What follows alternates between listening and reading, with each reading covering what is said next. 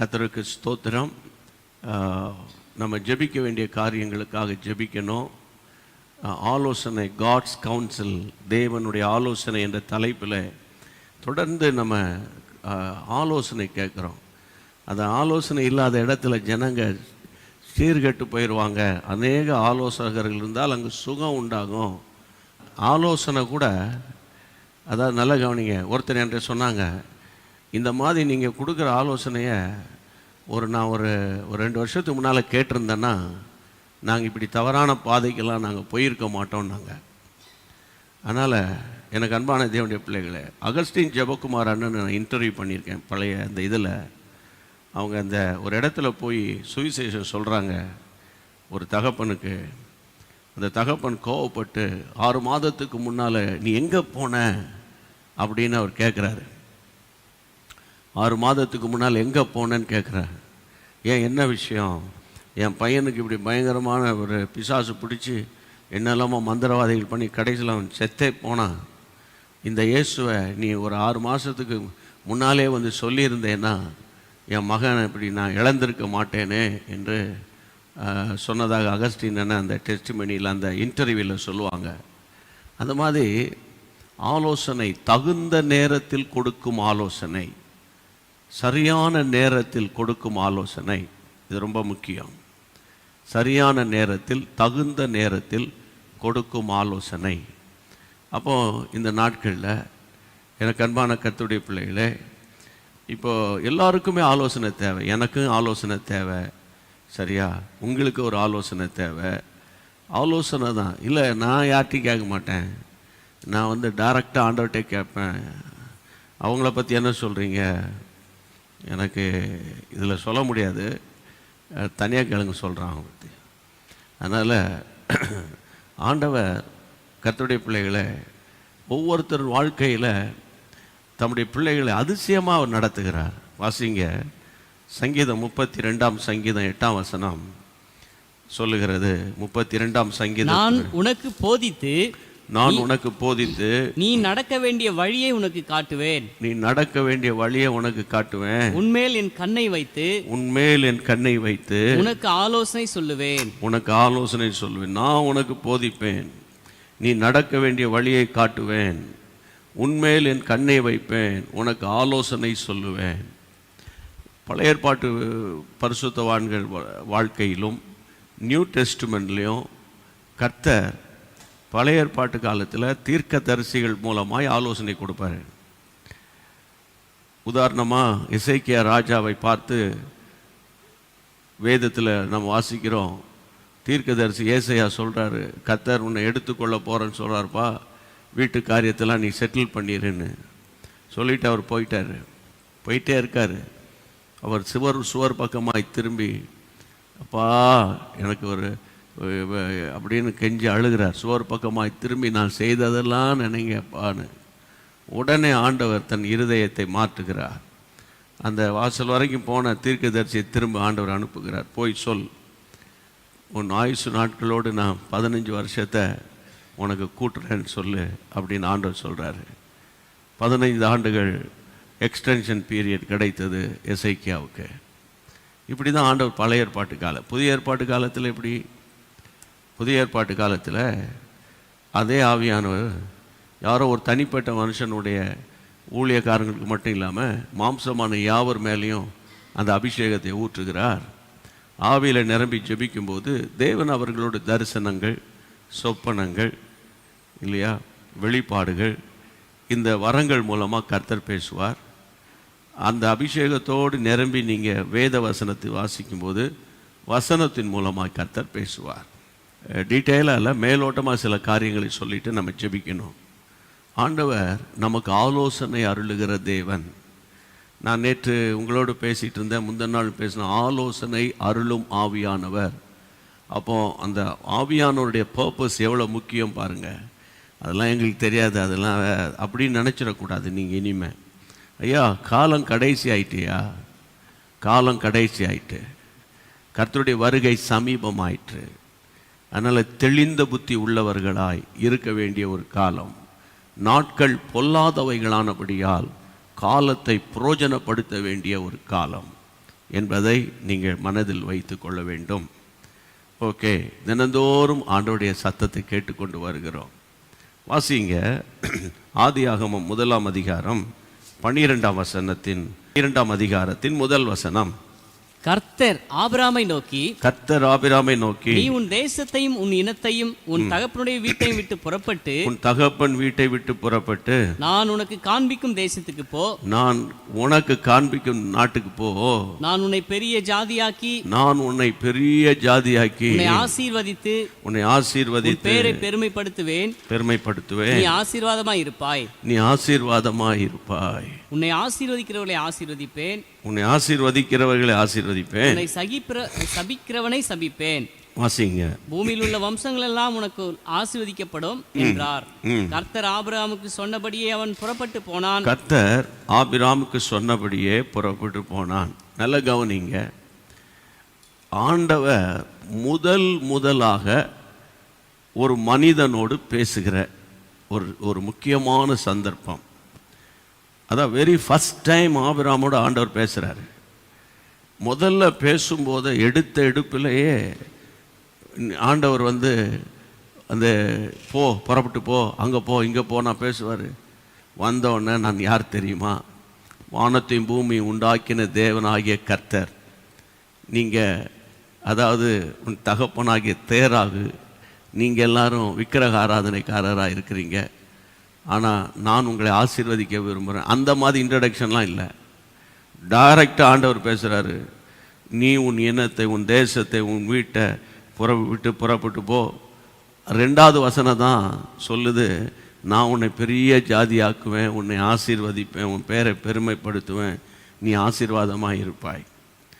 ஏன் ஊழிய அனுபவத்தில் ஆதியாகமம் 12:1 பிடிக்குமா 2 பிடிக்குமான்னு கேட்டால், அதாவது கிட்டத்தட்ட 99.9% 2 தான் பிடிக்கும். 1 எங்களுக்கு பிடிக்காது.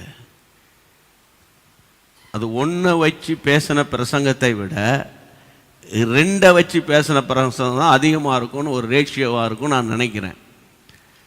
ஏன்னா 1 ரொம்ப டஃப்பாக இருக்குது, 2 ரொம்ப ரொம்ப ரொம்ப சூப்பராக இருக்குது அப்படின்னு எல்லாருமே சொல்லுவாங்க. ஆனால் பள்ளிக்கூடத்தில் போனால், அதாவது நாங்கள் படிக்கும்போதெல்லாம், அதாவது முதல்ல 1ஆம் கிளாஸில் சேர்ப்பாங்க, அதுக்கப்புறம் தான் 2ஆம் கிளாஸுக்கே கூப்பிட்டு போவாங்க. இல்லை, அப்போ எண்ணும்போது கவுண்ட் பண்ணும்போது கூட 1 அப்புறம் தான் 2. நல்லா புரிஞ்சுக்கோங்க, கிறிஸ்டியானிட்டியில் நிறைய பேர் எங்களை மாதிரி ஆட்கள் நடத்த வேண்டிய விதத்தில் நடத்தாமல், அந்த நேரத்துக்கு இன்ஸ்டன்ட் காஃபி, டீ, தோசை, அது இதுன்ற மாதிரி அந்த நேரத்துக்கு சொல்லி ஓயின்னு சொல்லி பூஸ்ட் பண்ணி கடைசியில் கொண்டு போய் அவனை கவுத்து விட்டுட்டு, அவன் கவுத்த பிறகு அவனை கண்டுக்காமல் போகிற குரூப் நிறைய இருக்குது. இன்றைக்கி நான் பாரத்தோடு உங்களோடு பேசுகிறேன். பாருங்கள், ஆண்டவர் ஒரு விக்கிரக ஆராதனைக்காரங்கிட்ட பேசுகிறாரு. எடுத்தெடுப்பில் ஆண்டவர் நீ புறப்பட்டு போன்றார்.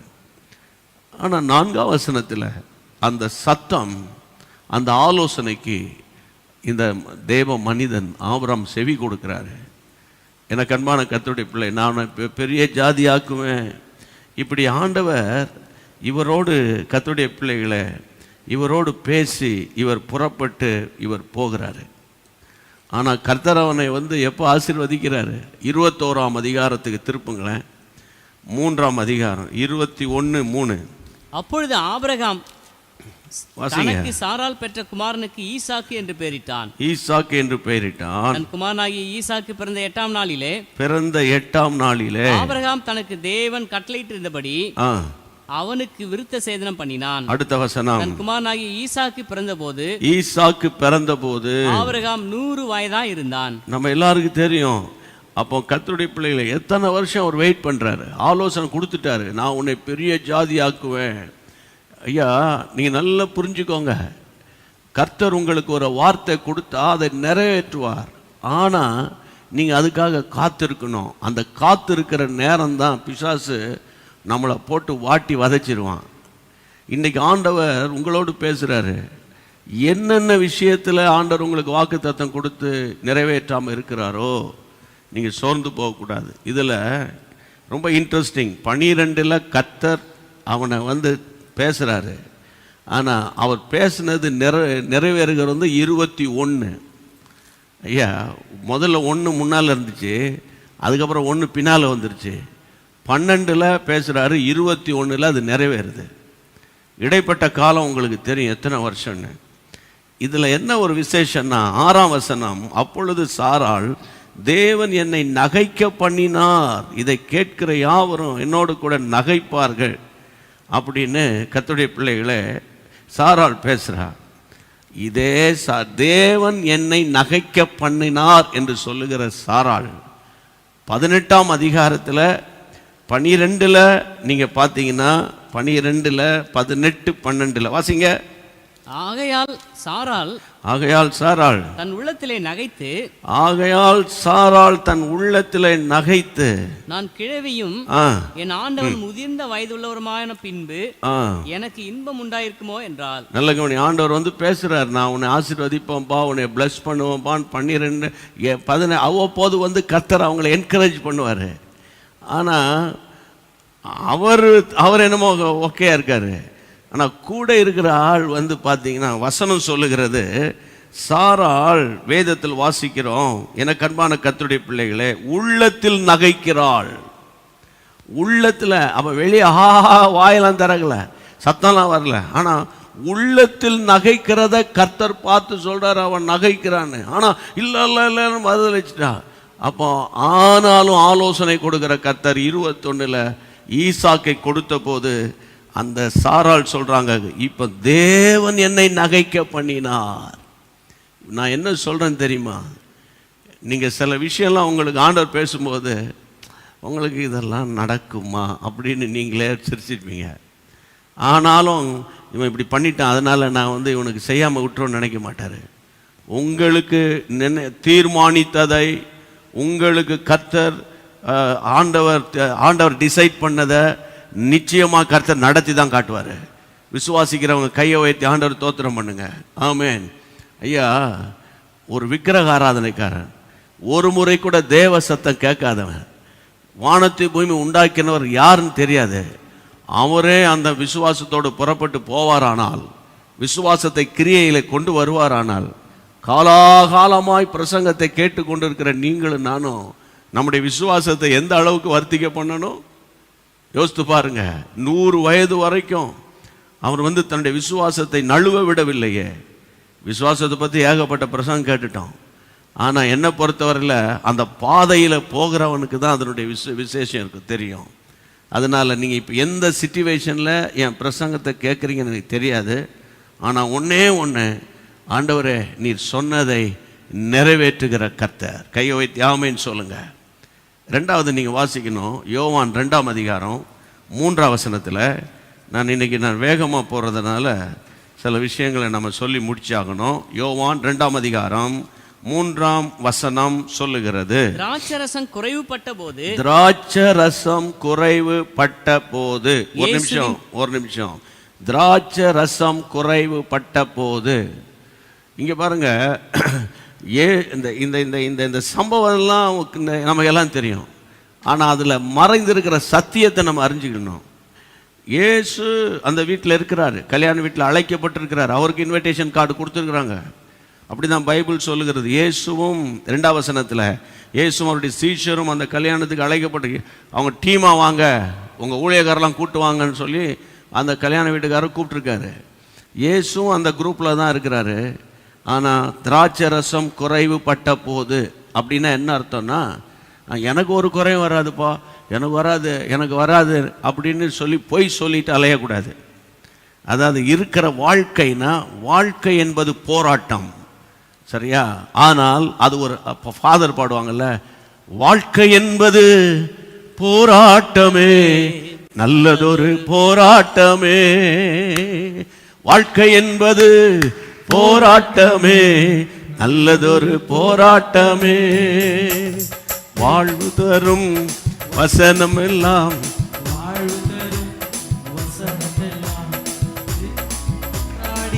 வெற்றி பெறு, எடுத்து போராடி வெற்றி பெறு பிரியமானவனே, வாழ்வது போ எல்லாவற்றிலும் ஆழ்ந்து சுகமாயிரு மகனே. வாழ்க்கை என்பது போராட்டமே, நல்லதொரு போராட்டமே. ஆமென். வாழ்க்கை என்பது எஸ், போராட்டமே, நல்லதொரு போராட்டமே. ஆவி தரும் பட்டயத்தை ஆவி தரும் glory பட்டயத்தை எடுத்து போராடி வெற்றி பெறு, எடுத்து போராடி வெற்றி பெறு. பிரியமானவனே, வாழ்வது போ எல்லாவற்றிலும் வாழ்ந்து இரு மகனே. வாழ்க்கையில் யாராவது நல்ல எஃபர்ட் எடுக்காம படித்து பாஸ் பண்ணான்னு சொல்லுங்க பார்க்கலாம். யாராவது ஒரு எஃபர்ட் இல்லாமல் நல்ல ஜாப் போய் நல்லா பண்ணி நல்ல போயிருப்பான், போய் அப்படியே ஆனால் ஒரு அதாவது அச்சீவ்மெண்ட் பண்ணவங்கள தான் பற்றி பேசிகிட்டு இருக்கிறேன். அச்சீவர்ஸை தான் பேசுகிறேன். சும்மா நீங்கள் மற்றவங்கள பார்த்து கால்குலேட் பண்ணி நீங்கள் சோர்ந்து போயிடாதீங்க. இங்கே பாருங்கள், இயேசுவும் இருக்கிறாரு, ஆனால் அந்த வீட்டுக்குள்ளே குறைவு வந்திருக்கு. பரவாயில்லையே, அப்போ நம்ம வீட்டில் குறைவு வந்தால் கூட பரவாயில்ல, அந்த மாதிரி போயிடாதீங்க, ஆப்போசிட்டில் போயிடாதீங்க, அந்த எக்ஸ்ட்ரீமுக்கு போயிடாதீங்க. விஷயத்துக்கு வாங்க. குறைவு வந்தபோது கல்யாண வீட்டுக்காரங்க மரியாள்கிட்ட தங்கள் பிரச்சனையை சொல்கிறாங்க. இயேசுவின் தாய் நோக்கி திராட்சை ரசம் இல்லை. ஏன் இயேசுக்கிட்ட போய் சொல்லலை, ஏன் மரியாள்கிட்ட போயிட்டாங்க அப்படின்னா, நீங்கள் நல்லா புரிஞ்சுக்கோங்க, இதுக்கு முன்பாக இயேசு எந்த அற்புதத்தையும் வெளியரங்கமாக செய்யலை. அவருடைய மகிமை ஜனங்களுக்கு தெரியாது. ஆனால் மரியாள் தெரியும். கர்த்தருடைய பிள்ளைகளை இயேசுவே தெரியும்னா மரியாதை தெரிஞ்சுதான் இயேசுவை தெரிஞ்சிருக்கணும். அதனால் மரியாள்கிட்ட தான் போய் சொல்கிறாங்க. ஆனால் மரியாள் கிருபை பெற்றவளை வாழ்கன்னு பரலோகம் சொன்னுச்சுல, அது சாதாரண விஷயம் கிடையாது. அவங்க மேலே விசேஷித்த கிரேஸ் இருக்குது. அதனால தான் மரியாள் தாய் சொல்கிறாங்க. அவர் உங்களுக்கு என்ன சொல்கிறார், 5ஆம் வசனத்தில் அவர் உங்களுக்கு என்ன சொல்கிறாரோ, நேராக போங்க, உங்கள் குறையெல்லாம் பற்றி கவலைப்படாதீங்க. என்ன அவர் உங்களுக்கு என்ன சொல்கிறாரோ அதை மட்டும் நீங்கள் செய்யுங்க. அப்போ மரியாள் அம்மாவுக்கு ஜீசஸ் யாருன்னு தெரியும். ஏன்னா பரலோகம் ஏற்கனவே டிக்ளேர் பண்ணிடுச்சு அவங்கக்கிட்ட. ஆனால் கல்யாண வீட்டுக்காரனுக்கும் கல்யாணத்துக்கு மொய் கொடுக்காம சாப்பிட்டு போகிறவனா அல்லது மொய் கொடுத்து சாப்பிட்றவனா எனக்கு தெரியாது, அவங்களுக்கு தெரியாது. கல்யாண வீட்டில் இருக்கிறவங்களுக்கு இவர் யாருன்னே தெரியாது. ஆனால் நல்ல கவனிங்க, அவர் என்ன சொல்லுகிறாரோ அதன்படி செய்யுங்கள். அவர் சொல்கிறாரு, என் வேலை இன்னும் வரலன்றாரு. எனக்கு அன்பான தேவனுடைய பிள்ளைகளே, என் வேலை இன்னும் வரவில்லை. 4ஆம் வசனம் ஆண்டவர் சொல்றார், ஸ்திரீ எனக்கு உனக்கு என்ன, என் வேலை இன்னும் வரலன்றாரு. உங்க குடும்ப வாழ்க்கையை பற்றி தான் பேசிகிட்டு இருக்கேன். இவ்வளோ கஷ்டப்படுறோமே, இப்போ கூட கர்த்தர் ஒரு அற்புதம் செய்யக்கூடாதா, அவங்களுக்கெல்லாம் செய்கிறாரு இவங்களுக்கெல்லாம் செய்கிறாருன்னு. அதனால் அதாவது உங்களுக்குன்னு ஒரு வேலை வச்சுருக்காரு கர்த்தர். உங்களுக்கு ஒரு வேலை வச்சு இப்படியே சொல்லி, பிரதர் நீங்கள் ஒரு வருஷம் ஃபுல்லாக நீங்கள் இப்படியே ஓட்டிட்டீங்க, வேலை வச்சுருக்காரு வேறு என்னத்தை சொல்கிறது. நான் இதுதான் சொல்லுவேன், ஒரு வருஷம் அப்படி பேசிட்டோம், இது 2ஆவது வருஷம் வேறு மாதிரி கொஞ்சம் மாற்றி பேசுவோமா நம்ம. நான் நடிகரா என்ன சொல்கிறீங்க, இல்லைன்னா புது தியாலஜியை நான் கொண்டு வர்றதா, புதுசாக அமெரிக்காவிலேருந்து இறங்கி பேசுகிறாங்களா அப்படி கொண்டு வர்றதா? நோ நோ நோ, காலாகாலமாக இதுதான் என் வேலை இன்னும் வரவில்லை. சரி, அடுத்த வாரம் கல்யாணத்தை எக்ஸ்டெண்ட் பண்ணிக்கோங்க பார்ப்போம். போனாரா இல்லையே, என் வேலை வரவில்லை என்று சொன்னவர் கொஞ்ச நேரத்துக்குலாம் சொல்கிறாரு, வேலைக்காரங்களை கூப்பிடுறாரு, கூப்பிட்டு இந்த ஜாடி நேரத்துக்கு. அப்போ சம்பவத்தை நான் பேசலை. தண்ணீரை இயேசு ரசமாக மாற்றினார். இன்றைக்கி நான் உங்கள் வாழ்க்கையை சொல்கிறேன். உங்கள் வாழ்க்கையில் பாருங்கள், மற்ற அற்புதத்துக்கு இந்த அற்புதத்துக்கு என்ன சொல்லுவோம், இதுதான் ஃபஸ்ட்டு மிராக்கிள்னுவோம். ஆனால் இன்றைக்கி நான் உங்களுக்கு சொல்கிறேன், first miracle is best miracle. ஏன்னா மற்ற மிராக்கிள்ஸ், ஒரு நடக்க முடியாதவர் நடந்தார்னா பரவாயில்லையே, மூலையில் கிடந்தேன், இப்போ நான் நடக்கிறேன் தோத்துறேன் அவர் தான் தோத்திரம் பண்ணுவார். சுற்றி இருக்கிறவங்க பார்க்குறவங்க எக்ஸைட்மெண்ட்டாக பார்ப்பாங்க. ஆனால் கல்யாண வீட்டில் முந்தின ரசத்தை விட பிந்தின ரசம் சொல்லி சொல்லி சும்மாவா பயிர்ப்பான்னு நினைக்கிறீங்க? சும்மா பயிர்ப்பான்னு நினைக்கிறீங்க? திரும்பி திரும்பி வந்து குடிச்சிருப்பாங்க. நீங்கள் ஏற்கனவே வந்து குடிச்சிட்டு போனீங்களா சார்? இல்லையா, நான் இப்போ தான் வந்தேன், நம்ம ஊரில் சொல்கிற மாதிரி வந்து திரும்பி திரும்பி குடிச்சிட்டு போயிருப்பாங்க. ஏன்னா அந்த அற்புதத்தை ஊரே ருசி பார்த்தது. ஏன் உங்கள் லைஃப்பில் டிலே?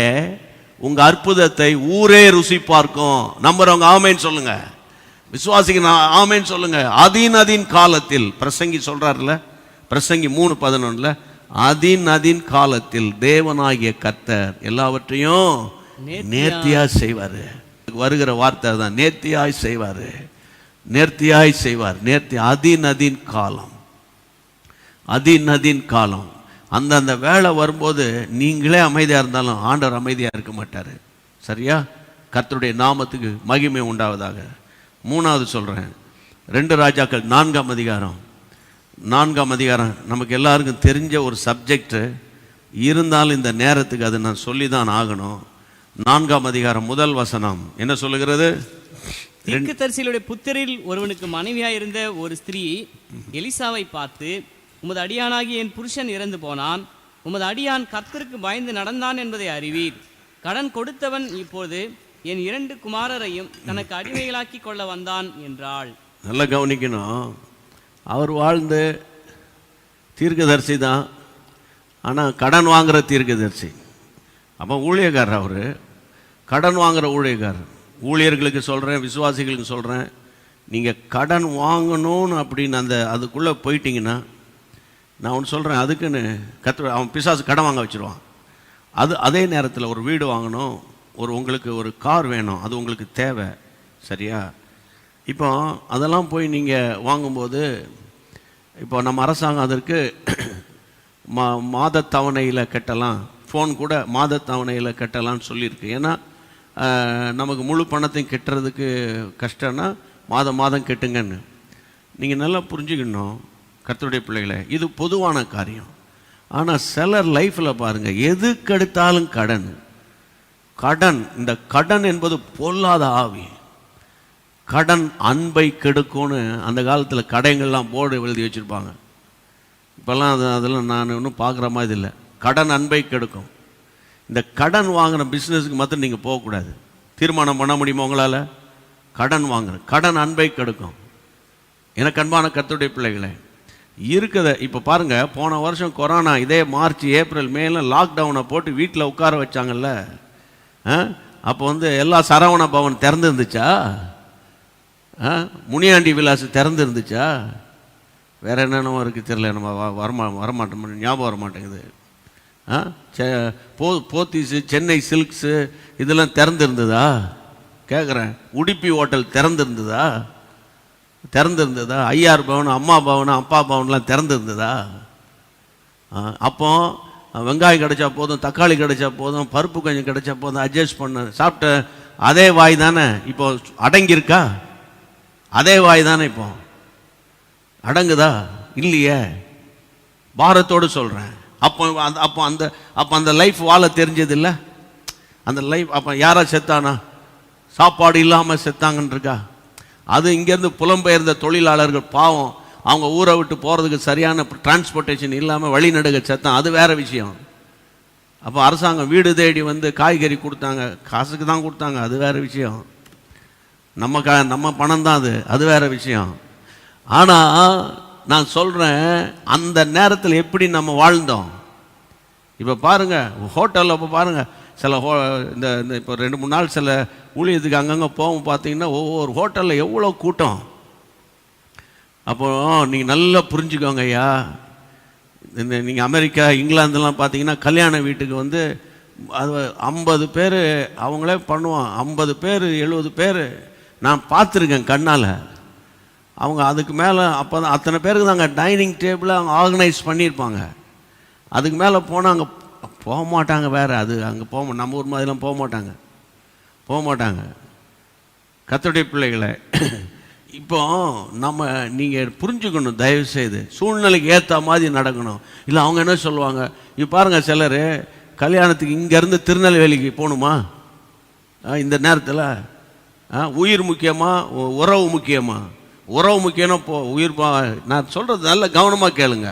நாமத்தில் போகிறேன், யாரை கோச்சிக்காதீங்க. திருநெல்வேலியில் கல்யாணம் பண்ணுறவங்க, நான் டக்குன்னு வாயில் வந்துருச்சு. எங்கள் ஸ்டாஃபை பற்றி தான் சொல்கிறேன். இன்றைக்கி போகிறோம் நாங்கள், நான் வேணான்னு சத்தம் போட்டு வச்சுருக்கிறேன்.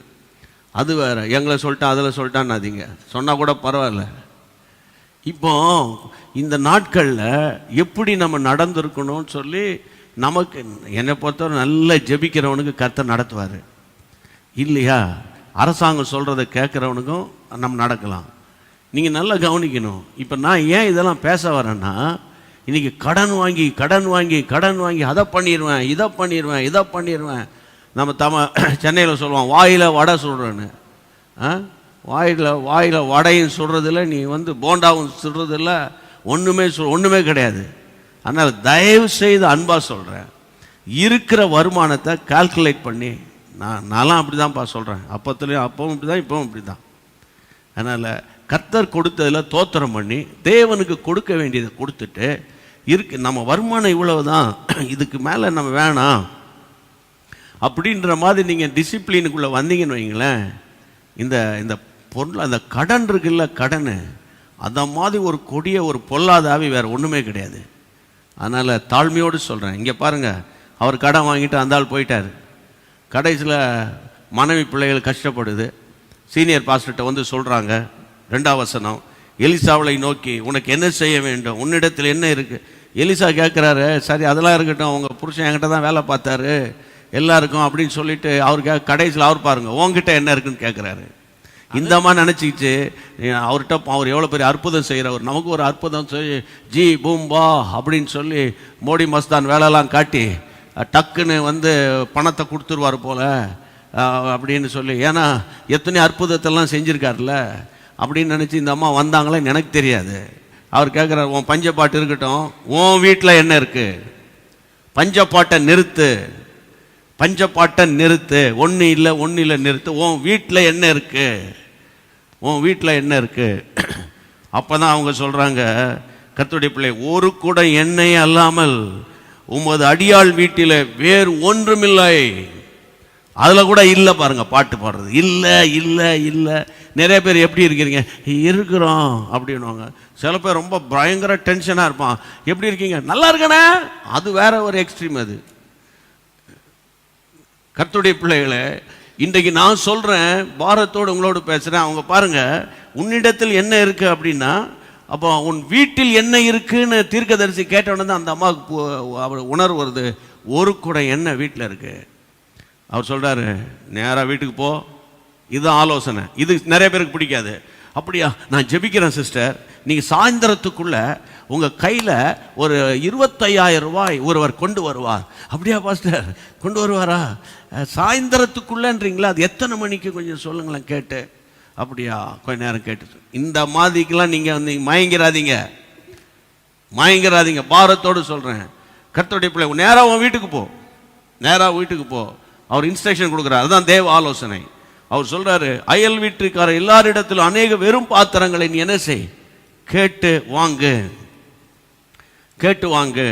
உள்ளே போய் உன் பிள்ளைகளோடு நின்று கதவை பூட்டி அந்த பாத்திரங்கள் எல்லாம் வார்த்து நிறைந்ததை ஒரு பக்கத்தில் வை. இதுதான் கர்த்தர் கொடுக்குற ஆலோசனை. அதே போல் அவங்க செஞ்சாங்க. கர்த்தருடைய 6ஆம் வசனம் சொல்லுகிறது, அந்த பாத்திரங்கள் நிறைந்த பின் தன் மகன் ஒருவனை நோக்கி இன்னும் ஒரு பாத்திரம் கொண்டான். அந்த தம்பி சொல்கிறான், வேற பாத்திரமே இல்லமான்டான். அப்பொழுது எண்ணெய் நின்று போயிட்டு. கர்த்தருக்கு தோத்திரம், கையை வைத்து ஆண்ட தோத்திரம். இப்போ வீடு ஃபுல்லாக எண்ணெய் வந்துருச்சு. இப்போ தான் ஒரு பாயிண்ட் நான் சொல்ல போகிறேன், கேட்கணும். 7ஆம் வசனம் வாசிங்க பிரதர், வாசிங்க. அவள் போய் தேவனுடைய மனுஷனுக்கு அதை அறிவித்தாள். இன்னொரு முறை வாசிங்களே. அவள் போய் தேவனுடைய மனுஷனுக்கு அதை அறிவித்தாள். இன்னொரு முறை வாசிங்க. அதை அவள் போய் தேவனுடைய மனுஷனுக்கு அதை அறிவித்தாள். ஆமா, நிறைய பேர் ஆண்டவர்கிட்ட இருந்து அற்புதம் பெற்றோன்னா சொல்லவே மாட்டாங்க. பிஸி ஆயிட்டோம், பார்த்தீங்களா, பிஸி ஆயிட்டோம் அப்படின்வாங்க.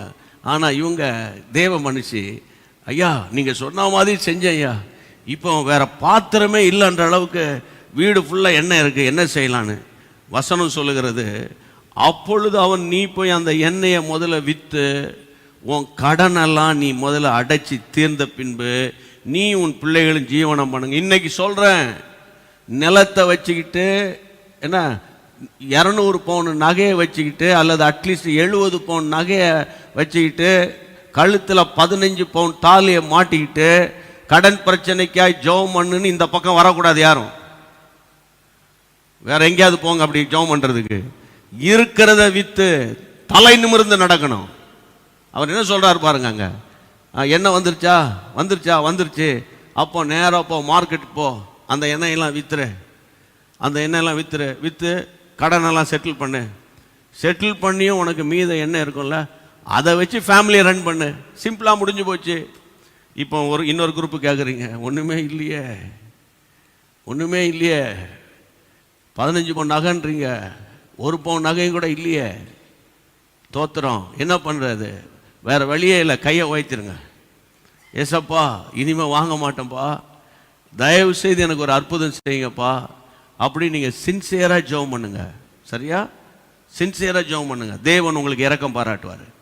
அப்படி நிறைய சாட்சிகள் எங்ககிட்ட வந்திருக்கு. கடன் கொடுத்தவனே வேண்டான்னு சொல்லியிருக்காங்க, கடன் கொடுத்தவங்க பரவாயில்ல ஒரு 2 வருஷம் கழித்து தாங்கன்னு இருக்காங்க. கர்த்தருடைய பிள்ளைகளை என்னைக்கோ வர வேண்டிய பணம் வந்துச்சு, அதை வச்சு கடன் அடைச்சிட்டோம். இப்படி நிறைய டெஸ்ட் பண்ணி இருக்குது. பணம் இருந்தா, நிலம் இருந்தா, இல்லை நல்ல விலைக்கு வரமாட்டேன். என்னத்தை நல்ல விலைக்கு வர்றது? வாழ்க்கையே நல்லா இல்லை. இருக்கிறத விற்று கடன் அடைச்சிட்டு நிம்மதியாக தூங்குவியா? அதை விட்டுக்கிட்டு நல்ல விலைக்கு வரல, அந்த விலைக்கு வரல, இந்த விலைக்கு வரலன்னு கஷ்டப்படும் போது யார் கஷ்டப்படுறது? உங்கள் நிமித்தம் உங்கள் பிள்ளைகள் கஷ்டப்படுறாங்க. அதனால் அடிக்கடி நான் சொல்லுவேன், நல்லா இருக்கும்போது 4 பேர் கை தட்டிட்டு வீட்டுக்கு வருவாங்க. நம்ம கஷ்டப்பட்டோம், கண்ணீர் வடிக்கிறோன்னா அப்படியா பிரதர் ஜெபிச்சுக்கிறோம், அவ்வளோதான், அந்த பக்கமே வரமாட்டாங்க. இதுதான் என் உலகம். அதனால் பாரத்தோடு நான் பேசுகிறேன். அதனால் கடன் பிரச்சனையோடு இருக்கிற தேவ பிள்ளைகளை பயப்படாதீங்க. ஒன்று நிலங்கள்லாம் அதாவது இருந்தால் தோத்திரம் பண்ணி விற்றுருங்க. அதாவது இன்னொரு ஓப்பனாக ஒன்று சொல்கிறேன், எங்களுக்கு ஊழியத்துக்கு இடமே இல்லாத போது என் ஒய்ஃப் நகையெல்லாம் விற்றோம் நான். புரியுதா? நகையெல்லாம் அதுக்கு தானே கர்த்தர் கொடுத்துருக்காரு. அப்படி விற்றோம், விற்று நிலத்தை வாங்கினோம். அதையும் ஒருத்தர் ஏமாற்றிட்டு போயிட்டான், அது வேற விஷயம். அதில் பாரு, அது பெரிய ஸ்டோரி, அதை விடுங்க இப்போ. அதனால் எவ்வளோ உபத்திரம், எவ்வளோ கஷ்டம். அதனால் நீ வீட்டுக்குள்ளே நகைத்தை வச்சுக்கிட்டு சொத்து சுதந்திரம்லாம் வச்சுக்கிட்டு ஜெபம் பண்ணுங்க பிரதர், ஜெபம் பண்ணுங்க, அந்த அற்புதம் நடந்ததாமே உங்கள் ஜெபத்தில், இந்த அற்புதம் நடந்ததாமே, நடக்கும், உங்களுக்கும் நடக்கும். அதனால் பாருங்கள், வீட்டுக்குள்ளே என்ன இருக்குது, இதுலேருந்து என்ன நான் என்ன சொல்கிறேன்னா, உங்கள் அற்புதம் உங்கள் வீட்டில் தான் இருக்குது. உங்கள் அற்புதம் உங்கள் வீட்டில் தான் இருக்கு. ஆமேன்னு சொல்லுங்க. உங்கள் அற்புதம் உங்கள் வீட்டுக்குள்ளே. அதனால் பயப்படாதீங்க, உங்களுக்கு ஒரு வழி இருக்கு. கர்த்தருக்கு மகிமை உண்டாகட்டும். கர்த்தருடைய பிள்ளைகளை இன்றைக்கு நான் பாரத்தோடு சொல்கிறேன். அடுத்த வார்த்தைக்கு வாசித்து ஜெபத்துக்கு போகலாம். 2 நாளாகமோ 20ஆம் அதிகாரம். Praise the Lord. 2 நாளாகமோ 20ஆம் அதிகாரம் முதல் வசனம். இதற்கு பின்பு மோவா புத்திரரும் அம்மோன் புத்திரரும் அவளோட அம்மோனியருக்கு அப்புறத்தில் உள்ள மனுஷரும் கூட யோசபாத்துக்கு விரோதமாய் யுத்தம் பண்ண வந்தார்கள். யோசபாத்துக்கு விரோதமாய் யுத்தம் பண்ண வராங்க. இப்போ நல்ல கவனிங்க. முதல்ல ஐயா, ஒன்றுமே இல்லாத நிலையில் தேவன் எப்படி அற்புதம் செய்வார் என்பதற்கு ஆபிரகாம் குடும்ப வாழ்க்கையில் குறைபட்ட குடும்ப வாழ்க்கையை சீர்தூக்கி பார்த்து அற்புதங்களை பெற்றதுக்கு கானா ஒரு கல்யாணம். 3வது, ஐயா புருஷன் இல்லை, கடன் மேலே கடன், பிள்ளைகளை தூக்கிட்டு போக வந்துட்டாங்க. அப்படிப்பட்ட நெருக்கத்தோடு இருக்கிறவர்களுக்கு 2 ராஜாக்கள் 4ஆம் அதிகாரத்தினுடைய சம்பவம். இப்போ சத்துருவின் போராட்டங்களோடு போராடி கொண்டிருக்கிற தேவ பிள்ளைய நீங்கள் கவனிங்க. சத்துரு, அடிக்கடி நான் பிரசங்கம் பண்ணியிருக்கேன் கடந்த காலத்தில். சத்துரு அல்லது பிசாசு இல்லை பொல்லாத ஆவி, கெட்டாவி, துஷ்டன் எல்லாம் ஒன்று தான். நல்ல இப்போ இந்த சத்துருவின் போராட்டங்களோடு இருக்கிறவங்க தான் இப்போ ரொம்ப நல்லா கவனிக்கணும். இங்கே வசனம் சொல்லுகிறது, யோசபாத்துக்கு விரோதமாக மோவா புத்திரர், அம்மோன் புத்திரர், அதாவது அம்மோனியருக்கு அப்புறத்தில் உள்ள மக்கள், இன்னொரு சேயீர் மலை தேசத்தார், இப்படிலாம் எல்லாம் சேர்ந்து ஒட்டுமொத்தமாக பிளான் பண்ணி யோசபாத் வந்து தேவ மனிதன், தேவனுடைய ராஜா, அவங்கள அட்டாக் பண்ணுறாங்க. நீங்கள் நல்லா புரிஞ்சுக்கோங்க. இந்த பூமியில் நீங்களும் நானும் இருக்கிற வரைக்கும் ஏதாவது ஒரு பலவீனமோ, ஏதாவது ஒரு போராட்டமோ, ஏதாவது ஒரு சஞ்சலமோ அவன் சாத்தான் நமக்கு விரோதமாக அனுப்புவான். ஆனால் அவைகளெல்லாம் வாய்க்காது. ஆமென் சொல்லுங்க. அவைகளெல்லாம் வாய்க்காது, ஒன்றுமில்லாமல் போயிடும். கர்த்தருக்கு மகிமை உண்டாகட்டும். இப்போ பாருங்க, இந்த தேவ மனுஷனுக்கு விரோதமாக போராட்டம் வந்துருச்சு. போராட்டம் வந்த உடனே அவர் என்ன செய்கிறார் என்று கேட்டால் 3-4 வசனங்கள் வேகமா. அப்பொழுது யோசபாத் பயந்து கர்த்தரை தேடுகிறதுக்கு ஒருமுகப்பட்டு. யோசபாத் பயந்த உடனே கர்த்தரை தேடினாதான்ப்பா, அவர் தான்ப்பா ஆலோசனையின் கர்த்தர். உடனே அவர் கர்த்தரை வேதம் சொல்லுகிறது, கர்த்தரை தேடுகிறதுக்கு ஒருமுகப்பட்டு யூதாவெங்கும் உபவாசத்தை குறுவித்தான். வாசிங்கள். அப்படியே யூதா ஜனங்கள் கர்த்தரிடத்தில் சகாயம் தேட கூடினார்கள். யூதாவில் உள்ள எல்லா பட்டணங்களிலும் இருந்து அவர்கள் கர்த்தரை தேட வந்தார்கள். கர்த்தரை தேட வந்தார்கள். கர்த்தரிடத்தில் சகாயம் தேட. ஏன்? ஆலோசனை கொடுக்கிறவர் அவர் தான். யுத்தம்னு வந்துருச்சு, போராட்டம் வந்துருச்சு, ஃபேஸ் பண்ணி தான் ஆகணும். சரியா? குடும்பம்னு வந்தாச்சு, வாழ்க்கை வாழ்ந்தாச்சு, கல்யாணம் பண்ணியாச்சு இல்லையா, பிள்ளைகள் இருக்காங்க, ஊழியத்துக்கு வந்தாச்சு, பிஸ்னஸ்க்குன்னு வந்தாச்சு இல்லையா. அப்போ போராட்டங்களை நம்ம ஃபேஸ் பண்ணி தான் ஆகணும். ஆனால் இந்த போராட்டங்களின் நடுவே வசனத்தை பாருங்க, அருமையான ஒரு வசனம். கர்த்தரிடத்தில் சகாயம் தேடக்கூடுறாங்க. ஏன்னா அவர் ஒருத்தர் தான் சகாயர், அவர் ஒருத்தர் தான் ஆலோசனை கொடுக்க முடியும். கர்த்தரிடத்தில் சகாயம் தேட அவர்கள் கூடினார்கள். எல்லா பட்டணத்திலும் இருந்து கர்த்தரை தேட வந்தார்கள். ராஜா இல்லை டிக்ளேர் பண்ணுறாரு, எல்லா சிட்டிஸ்லேருந்து எல்லாம் ஒரு இடத்துக்கு வாங்க ஃபாஸ்டிங் ப்ரேயருக்கு. யோசித்து பாருங்க. ராஜா கட்டளை கொடுக்கிறார், அனைத்து ஜனங்களும் இந்த குறிப்பிட்ட மைதானத்திற்கு வந்து சேர வேண்டும். அப்படிதான் அது அர்த்தம். இப்போ நம்ம சேருவோம், நம்ம சபையில் சேருவோமா? நம்ம எல்லா சர்ச் மெம்பர்ஸ்லாம் ஒரு இடத்துக்கு வாங்கினா வருவோமா? அது வேற குரூப்பு, அவங்க வேற குரூப், அது எதுக்குடா உங்களுக்கெல்லாம் வம்புடாரு, அதெல்லாம் போகாதீங்கப்பா, வேணாம்ப்பா அப்படி சொல்கிற தலைவர்கள்லாம் இருக்காங்களே. அதுவே ஒரு சத்துரு போராட்டம் தான். எனக்கு அன்பான தேவனுடைய பிள்ளைகளே, நீங்கள் நல்லா கவனிக்கணும். இதே போல் வீட்டுக்குள்ளே பாருங்கள். இப்போ நமக்குள்ள அதாவது இப்படிப்பட்ட சில போராட்டங்கள் வரும்போது ஃபேமிலிஸ் ஒன்று சேர்ந்து ஜெபிப்பதை தேவன் விரும்புகிறார். கையை வைத்து ஆண்டவரை தோத்திரம் பண்ணுங்க. இப்போ தேவனிடத்தில் சகாயம் தேட. இதில் இன்னொரு வசனம் நீங்கள் கவனிக்கணும். 21 என்ன சொல்லுகிறது? அவர்கள் அதிகாலமே எழுந்திருந்து 20-21 பின்பு அவன் ஜனத்தோட ஆலோசனை பண்ணி பரிசுத்தமுள்ள மகத்துவத்தை துதிக்கவும் ஆயுதம் அணிந்தவர்களுக்கு முன்பாக நடந்து போய், கர்த்தரை துதியுங்கள், அவர் கிருபை என்றும் உள்ளது என்று கர்த்தரை பாடுகிறதுக்கு பாடகரை நிறுத்துகிறான். ஜனத்தோட ஆலோசனைன்னா நீங்கள் வந்து வேற எங்கேயும் என் ஃப்ரெண்ட்ஸுக்கிட்ட ஆலோசனை அவங்க அப்படி போயிடாதீங்க. இது வந்து காட்லி பீப்புள், ஃபாஸ்ட் பண்ணி ஜெபம் பண்ணுகிற குரூப்பு. ஏற்கனவே ஃபாஸ்டிங் ப்ரேயர் நடந்துருச்சு. ஃபாஸ்டிங் ப்ரேயர் நடந்து ராஜா ஜனங்களுக்கு முன்பாக இருந்து ஒரு பெரிய ஜெபத்தை ஏறெடுக்கிறாரு. ஏறெடுத்த பிறகு அதே ராஜா ஜனங்களோடு ஆலோசனை பண்ணுறாரு, நம்ம எப்படி யுத்தத்துக்கு போகணும்னு. பாருங்க எவ்வளோ பெரிய அங்கே ஒரு தாழ்மையை பார்க்குறோம். ராஜா ஆலோசனை கேட்குறாரு, எப்படிப்பா போகலாம். இன்னைக்கு ஒரு பையனை பார்த்து இந்த இதை சொல்லுப்பா அப்படின்னா தெரியாதுன்னு சொல்ல மாட்டானுங்களே இந்த காலத்தில். பிலோ 30 years லிசன், தெரியாதுன்னு வாயில் வந்திருக்குதா? ஐ திங்க் ஸோ, 2 தோளை தூக்கிட்டு ஐ திங்க் ஸோன்னு. அந்த திங்க் ஸோலாம் தேவையில்லை, தெரியுமா தெரியாதா? நம்ம எல்லாமே தெரிஞ்சுக்கிட்டு வரல. எனக்கு வந்து பைபிளை பற்றி ஒரு 4 வார்த்தை தெரியும். சிவில் இன்ஜினியருக்கு கல், செங்கல், கம்பி அது அவருக்கு தெரியும். டாக்டர்ஸுக்கு இவங்க பிழைப்பாங்களா பிழைக்க மாட்டாங்களா, அது என்ன டிசீஸ்னு அவங்களுக்கு தெரியும். ஆனால் அவங்க அதில் தான் படிக்கிறாங்க, தெரியும். இல்லை என்ன சொல்கிறீங்க? அதனால் கம்ப்யூட்டர் இன்ஜினியர் கம்ப்யூட்டரை பற்றி தெரியும்.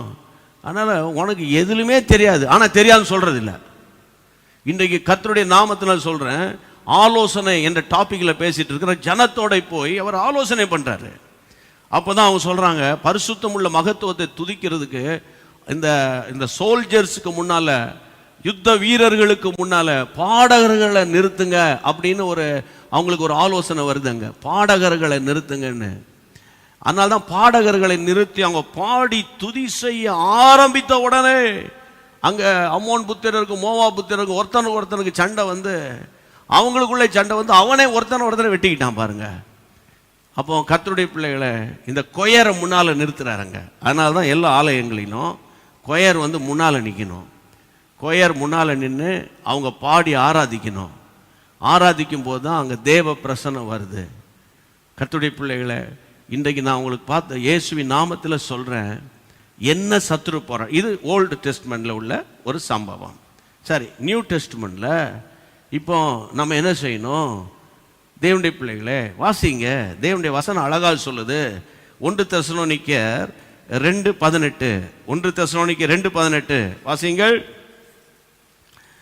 ஆமென். 1 தெசலோனிக்கர் 2. ஆகையால் நாங்கள் உங்களிடத்தில் வர 2 தரம் மனதாயிருந்தோம்.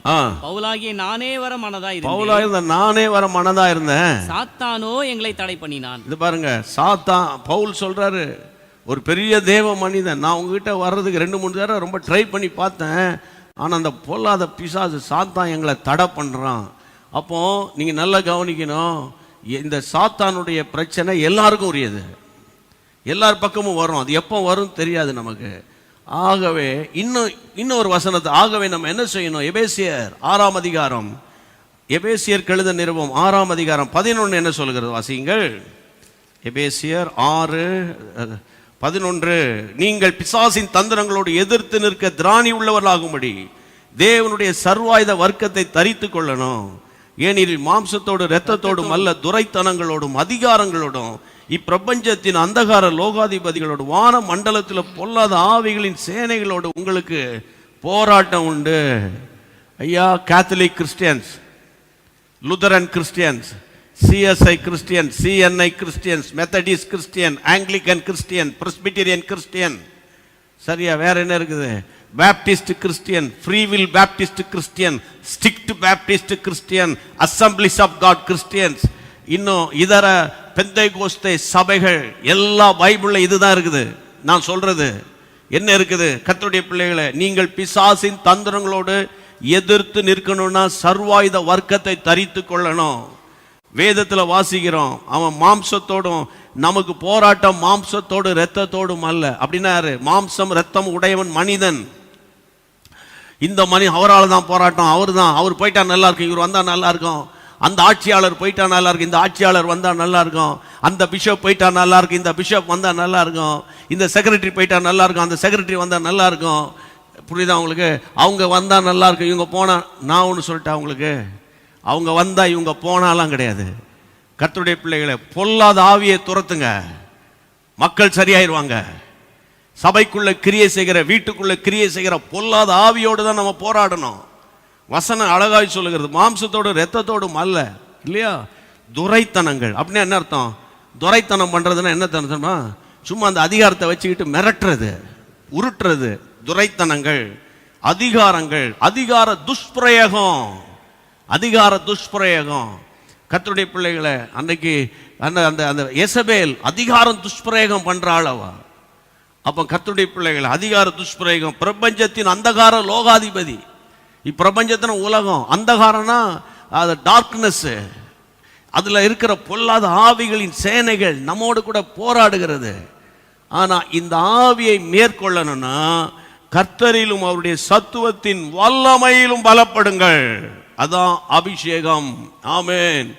அப்போ தேவனுடைய பிள்ளைகளை, சோர்ந்து போகாதீங்க. இப்ப ஜெபிக்கலாமா? நம்ம போராடி ஜெபிக்க போறோம். எதுக்குன்னா, இந்த தவறான ஆலோசனை கொடுக்கிற ஆவிகள் வீடுகளுக்குள்ள, தவறான ஆலோசனை, பெண் பிள்ளைகளுக்கு, வாலிப பிள்ளைகளுக்கு தவறான ஆலோசனை கொடுக்கிறது, வாலிப பையன்களுக்கு தவறான ஆலோசனை கொடுக்கிறது. அது பார்த்தீங்கன்னா இந்த அகித்தோப்பேலின் ஆலோசனை. தாவீதுக்கு நல்லா தான் இருந்தான், டபார்னு அவங்க மகன் கூட போய் செட்டில் ஆயிட்டான். அங்க போய் தாவீதுக்கு விரோதமா ஆலோசனை கொடுக்குறான். உடனே தாவீது கஷ்டத்தோடு கண்ணீரோடு கூட அகித்தோப்பேலின் ஆலோசனையை அபத்தமாக்கி போடுவீராக 2 சாமுவேல் 15:31 ஜெபம் பண்ணுவாரு. தவறான ஆலோசனை கொடுக்கும் ஆவி ரொம்ப முக்கியமா நீங்க ஜெபம் பண்ணணும். நிறைய பெற்றோர்கள், பெண் பிள்ளைகள், ஆமே, நீ நல்ல கவனி, அனாவசியமா தேவன் விரும்பாத குரூப்ல போய் மாட்டிக்கிட்டு நீ இதுதான் கர்த்தர் காட்டினார், அதான் கர்த்தர் காட்டினாரு, இதெல்லாம் நீ விளையாடக்கூடாது. கர்த்தருக்கு மகிமை உண்டாவதாக. பாரத்தோடு நான் பேசுறேன், வாலிப தம்பிமார்களுக்கு பேசுறேன். சத்துருவை நீ அடையாளம் கண்டுபிடிக்கணும். பணம் காசு முக்கியம் இல்லையா, அழகு இன்னைக்கு இருக்கும் நாளைக்கு போயிருயா. ஆண்டவருடைய கிருபை தான் அவனுக்கு மாறாது. அடுத்தது எசபேலின் அந்த ஆலோசனை, தவறான ஆலோசனை. புருஷனுக்கு ஆலோசனை கொடுக்குறாருல, நாபோத்தினுடைய திராட்சை தோட்டத்தின் மேலே அந்த பிசாசு அவனுக்கு ஆசை வந்தது, அவன் கொடுக்க மாட்டேன்ட்டான். உடனே நீ ஏன் கவலைப்பட, நீ ராஜா இல்லை, நீ எழுதுற மாதிரி லெட்டர் எழுதி அரசாணையை பிறப்பித்து அந்த அந்த அந்த முத்திரையை போடுறேன், போட்டு டிக்ளேர் பண்ணுறேன், அவனை தூக்கிடுறேன். இந்த காலத்தில் நடக்கிற மாதிரி இசபேலின் அசுத்தமான ஆலோசனை வீட்டுக்குள்ள இருக்கா? கவலைப்படாதீங்க. இப்போ நம்ம ஜெபம் பண்ண போறோம். Praise the Lord. கர்த்தருக்கு தோத்திரம். எல்லாம் கைகளை உயர்த்தி ஜெபம் பண்ணுங்க. ஆமென், ஆமென். கர்த்தருக்கு தோத்திரம். இதுவரைக்கும் நான் பிரசங்கம் பண்ணிட்டு வந்தேன். இப்போ நம்ம ஜெப குறிப்புகளுக்காக ஜெபம் பண்ண போறோம். ஹல்லேலூயா. ஆமா, தவறான ஆலோசனைகள் நம்ம வாலிப தம்பிமார்களுடைய காதுகள்ல செல்போன் வழியாக, இன்டர்நெட் வழியாக, சாட்டிங் வழியாக ரியஹாலாபா துரபஹா அந்த ஆவிகளை இன்னைக்கு அழிக்கணும். அந்த பாண்டேஜில் இருக்கிற வாலிப பையங்க, பாண்டேஜில் இருக்கிற வாலிப தங்கச்சிமார்கள் வெளியே வரணும். இயேசுவின் நாமத்தினால் எல்லாம் கரங்களை உயர்த்துங்க. இங்க பாருங்க, வாலிப தம்பிமார்கள்லாம் ஊழியத்துக்கு வராம இருக்கானுங்க. வாலிபர்கள் இன்னைக்கு எழும்பாம இருக்க. 30 வருஷத்துக்கு முன்னால இருந்தவனை வச்சுதான் வண்டி ஓடுது. ஆமா, அப்படி இன்னைக்கு யங்ஸ்டர்ஸ் இருக்கான எல்லாம் பாடகரா தான் இருக்கிறான். பிரசங்கியாரு வர மாட்டாங்க அங்க. ராபா கபூராபா துராமா காதாரானாமா. Glory glory. எழுப்புதலை பத்தி பேசுறதுக்கு ஆட்கள் வேணும். ஆமா, கர்த்தருக்கு மகிமை உண்டாவதாக, மகிமை உண்டாவது. தவறான ஆலோசனை எல்லாம் கைகளை உயர்த்தி, கைகளை உயர்த்தி, கைகளை உயர்த்தி ஜெபம் பண்ணணும். இயேசுவின் நாமத்தினால தகப்பனே, இந்த தவறான ஆலோசனை கொடுத்து பிள்ளைகளை டீவியேட் பண்ணுகிற ஆண்டவரே, தவறான ஆலோசனை கொடுத்து மிரட்டுகிற பொல்லாத கிரியைகளை நசரேயனாகிய இயேசுவின் நாமத்தில் முறியடித்து ஜெபிக்கிறோம். சொல்லுங்க, முறியடித்து ஜெபிக்கிறோம். என் மகளுக்கு, என் மகாவை தொட்ட பொல்லாத ஆமை அந்நிய ஆவிகள், என் மகனை தொட்ட அந்நிய ஆவிகள் அவைகளை முறியடித்து ஜெபிக்கிறோம். ஜெபம் பண்ணிக்கிட்டேன், ஜெபம் பண்ணுங்க. முறியடிக்கிறோம். சொல்லுங்க, முறியடிக்கிறோம், முறியடிக்கிறோம். ஃப்ரெண்ட்ஸ் சொன்னா, ஃப்ரெண்ட்ஸ் சொன்னா, ஃப்ரெண்ட்ஸ் சொன்னா, ஃப்ரெண்ட்ஸ் வீட்டுக்கு போறேன், அங்க போறேன், இங்க போறேன். இயேசுவின் நாமத்துல அந்த கிரியைகளை அழித்து அழித்து அழித்து அழித்து ஜெபிக்கிறோம். இயேசுவின் நாமத்தினாலே ஜெபிக்கிறோம். ஷபலபா ஹரபா கதுரபா. ஆண்டவரே, எல்லா எசபேலின் ஆவிகளை, அவன் வேசித்தனத்தின் ஆவிகளை ஆண்டவரே எங்களுடைய வாலிப தம்பிமார்களை விட்டு விலகுவதாக. வேசித்தனத்துக்கு மயங்கி போன ஆவிகள், வேசித்தனத்துக்கு மயங்கி போய் இருக்கிற ஆவிகள், ஹல்லேலூயா, அடிக்கப்படுகிற ஆடுகளை போல அந்த வேசித்தனத்துக்கு பின்னால அலைகிற ஆண்களா இருக்கட்டும், பெண்களா இருக்கட்டும், அவைகளை இன்றைக்கு ராத்திரி ஆண்டவரே நாங்கள் ஜெபம் பண்ணி அவைகளை விடுதலை பண்ணுகிறோம் இயேசுவின் நாமத்தினால. தகப்பனே, இந்த ஜெபத்தை கேட்டபடியால் கரங்களை தட்டி விடுதலை நாயகன். ஆமென். வெற்றி. அடுத்த ஒரு முக்கியமான பாயிண்ட் என்ன தெரியுமா? தேவனுடைய திட்டம், அதாவது தேவனுடைய திட்டம் உங்க வீட்டில் நிறைவேறணும். அதுதான் தேவ சித்தம். சரியா? தேவ திட்டம் உங்கள் லைஃப்பில், உங்கள் பிள்ளைகள் லைஃப்பில், உங்கள் பேர பிள்ளைகள் லைஃப்பில் தேவ திட்டங்கள் நிறைவேறணும். ஆனால் அந்த பிசாசு என்ன பண்ணுவான்னா, தேவ திட்டத்துக்கு மாறாக செயல்படுவான். அது எப்படி தேவ திட்டத்துக்கு மாறாக செயல் பண்ணி அவனால் முடியுமா? நீங்கள் பாருங்கள், நீங்கள் எப்போவுமே பார்த்தீங்கன்னா, அதாவது பாசிட்டிவாக நம்ம திங்க் பண்ணணும், பாசிட்டிவாக பேசணும். அதில் there is no doubt at all. அதே நேரத்தில் வாட் பைபிள் சேஸ், பைபிள் தான் நமக்கு ரோல் மாடல். உதாரணத்துக்கு சொல்கிறேன், கர்த்தருடைய பிள்ளைகளை நடந்தது என்ன? நீங்கள் வாசிங்க, யாத்திராகமம் 1:16 வாசிங்க டக்குன்னு. யாத்திராகமம் 1:16. நீங்கள் எபிரேய ஸ்திரீகளுக்கு மருத்துவம் செய்யும் போது அவர்கள் மனையில் உட்கார்ந்திருக்கையில் பார்த்து, கொன்று போடுங்கள், பெண் பிள்ளையானால் உயிரோடு இருக்கட்டும் என்றான். அடுத்த வசனம். மருத்துவச்சிகளோ தேவனுக்கு பயந்ததினால், மருத்துவச்சிகள் தேவனுக்கு பயந்ததினால எகிப்தின் ராஜா தங்களுக்கு இட்ட கட்டளைப்படி செய்யாமல் ஆண் பிள்ளைகளையும் உயிரோடே காப்பாற்றினார்கள். அடுத்த வசனம். அதனால் எகிப்தின் ராஜா மருத்துவச்சிகளை அழைப்பித்து, நீங்கள் ஆண் பிள்ளைகளை உயிரோடே காப்பாற்றுகிற காரியம் என்ன என்று கேட்டார். அடுத்த வசனம் வாசிங்க. அதற்கு மருத்துவச்சிகள் பார்வோனை நோக்கி, எபிரேய ஸ்திரீகள் எகிப்தியர் ஸ்திரீகளைப் போல அல்ல, அவர்கள் நல்ல பலமுள்ளவர்கள், மருத்துவச்சி அவர்களிடத்தில் போகும் முன்னே அவர்கள் பிரசவித்தாகும் என்றார்கள். வாசியப்பா தொடர்ந்து. அப்பொழுது பார்வோன் பிறக்கும் ஆண் பிள்ளைகளை எல்லாம் நதியிலே போட்டு விடவும், அப்பொழுது பார்வோன் பிறக்கும் ஆண் பிள்ளைகள் எல்லாம் நதியிலே போட்டு விடவும், பெண் பிள்ளைகளை எல்லாம் உயிரோடு வைக்கவும் ஜனங்களுக்கு கட்டளையிடுகிறான். நல்லா கவனிக்கணும். இந்த பார்வோன் ஸ்பிரிட் உங்களுக்கு தெரியும், நிறைய பிரசங்கம் கேட்டோம். தேவ ஜனங்களை அழிக்கிறது தான் அவனுடைய எண்ணம்.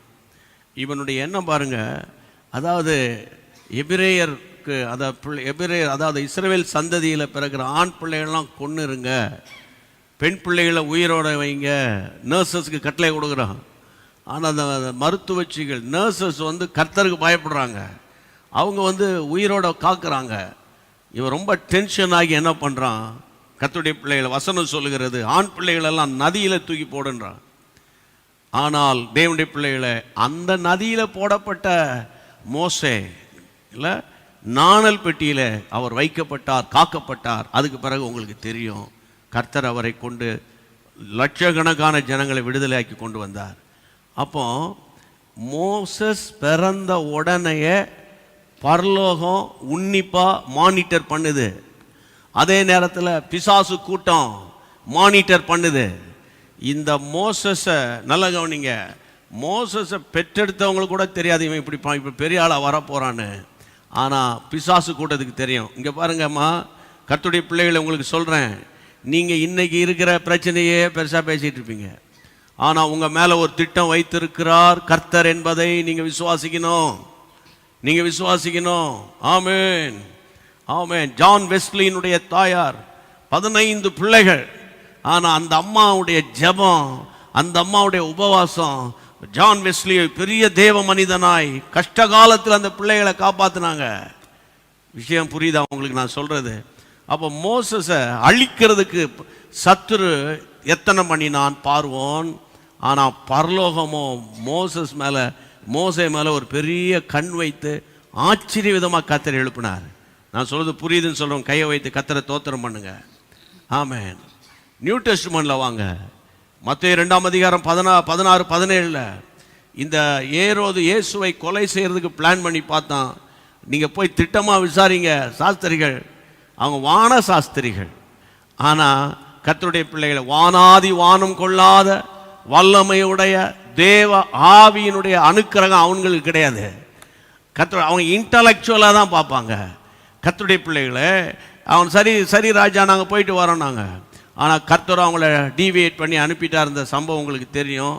அந்த எரிச்சல் அவன் என்ன செய்யறான் வாசிங்க 16, 17, 2. அப்பொழுது ஏரோது தான் சாஸ்திரிகளால் வஞ்சிக்கப்பட்டதை கண்டு மிகுந்த கோபமடைந்து ஆட்களை அனுப்பி தான் சாஸ்திரத்தில் திட்டமாய் விசாரித்த காலத்தின்படியே பெத்லகேமிலும் அதன் சகல எல்லைகளிலும் இருந்து 2 வயதுக்குட்பட்ட எல்லா ஆண் பிள்ளைகளையும் கொலை செய்தான்.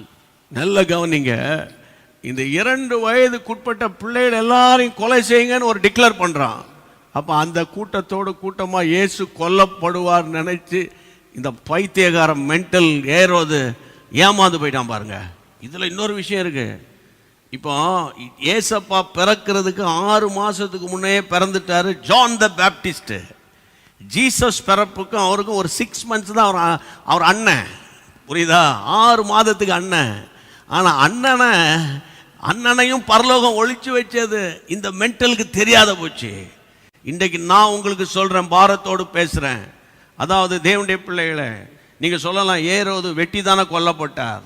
அது கடைசியில் ஒரு ஊழியம் முடியுது, தேவனுடைய ராஜ்யம் கட்டப்படுகிறது. ஏரோதின் அந்த ஏரோதின் அரண்மனையில் தேவனுடைய வல்லமை வெளிப்படுது, அது வேற. ஆனால் தேவனுக்காக வழியை ஆயத்தம் பண்ணுகிற ஒரு வனாந்தரத்தில் கூப்பிடுகிற சத்தம் யோவான் ஸ்நானகன், அவரையும் தேவன் காப்பாற்றினார். இயேசுவை காப்பாற்ற எகிப்துக்கு 6 மாதம் ஆண்டவர் கொண்டு போய் தப்பு வைத்தார். என்ன அழகான ஒரு மாஸ்டர் பிளான். நீங்கள் ஏன் கவலைப்படுறீங்க? உங்கள் மேலே ஒரு மாஸ்டர் பிளான் இருக்குன்னு நீங்கள் ஆமேன்னு சொல்லுங்கள். உங்கள் பிள்ளைகள் மேலே, உங்களுடைய குடும்பத்தின் மேலே ஒரு மாஸ்டர் பிளான் இருக்குது. அதுக்கு முன்னால் என் உயிர் போகாது, கர்த்தருடைய சித்தத்தெல்லாம் நான் நிறைவேற்றுவேன். ஆமேன். கையை வைத்து ஆமேன் சொல்லுங்க. அப்போ தேவ திட்டத்துக்கு விரோதமாய் கிரியை செய்கிற, தேவ திட்டத்துக்கு விரோதமாய் கிரியை செய்கிற, கையை வைத்து ஜெபம் பண்ணுங்க. கையை வைத்துங்க. அப்படியே நான் கையை வைத்து ஜெபம் பண்ணுறேன் பாருங்க. நீங்கள் ஜெபம் பண்ணுங்க. தேவ திட்டத்துக்கு விரோதமாய். ஆமாம் சகோதரனே, நீங்கள் இப்போ அந்த வேலையின் மத்தியில் ஊழியம் செய்கிறீங்க. தொடர்ந்து நீங்கள் வேலையெல்லாம் முடிச்ச பிறகு ஊழியம் செய்யணும். அதற்குரிய பலனை கர்த்தர் தருவாராக.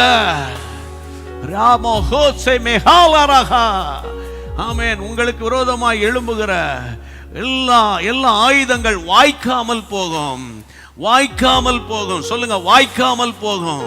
ஆமென். ஆண்டவரே, என் குடும்பத்தை குறித்த ஆண்டவரே காட்ஸ் பிளான், என் ஃபேமிலியை குறித்த காட்ஸ் பிளான், என் பிள்ளைகளை குறித்த காட்ஸ் பிளான், என் சபையை குறித்த காட்ஸ் பிளான், எங்க தேசத்தை குறித்த காட்ஸ் பிளான், அதை மாற்றி அமைக்க சாத்தானே உனக்கு அதிகாரம் கிடையாது.